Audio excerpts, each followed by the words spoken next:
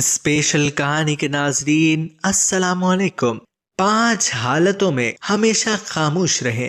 جب آپ محسوس کریں کہ کوئی آپ کے الفاظ آپ کے احساس کو نہیں سمجھ سکتا تو اس وقت خاموش رہیں۔ جب آپ نہیں جانتے کہ کیا کہنا ہے، آپ کو اپنے خیالات اور مخصوص پہلوؤں کے بارے میں علم پر شک ہو تو اس وقت بھی خاموش رہیں۔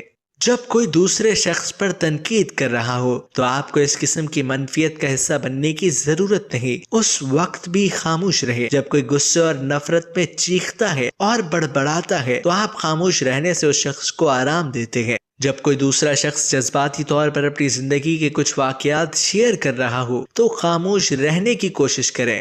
کبھی کبھی کسی کے سامنے اپنی وضاحت مت کرو، کیونکہ جو شخص آپ کو پسند کرتا ہے اسے اس کی ضرورت نہیں، اور جو آپ کو ناپسند کرتا ہے وہ اس پر یقین نہیں کرے گا۔ ایک آزاد سوچ رکھنے والے بنے اور جو کچھ آپ سنتے ہیں اسے سچ کے طور پر قبول نہ کریں اور نہ ہی تنقیدی بنے، اور اس بات کا اندازہ لگائیں کہ آپ کس چیز پر یقین رکھتے ہیں۔ ایک عقل مند آدمی کے ساتھ میز پر ایک ہی گفتگو 10 سال کتابوں کے مطالعے سے بہتر ہے۔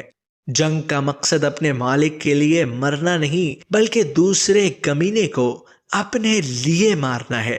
برف کے ٹکڑوں کی خوبصورتی کی تعریف کرنے کے لیے سردی میں باہر کھڑے ہونا ضروری ہے۔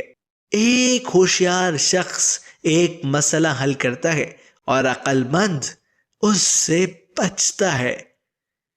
جتنا آپ جانتے ہیں اتنا ہی آپ جانتے ہیں کہ آپ نہیں جانتے۔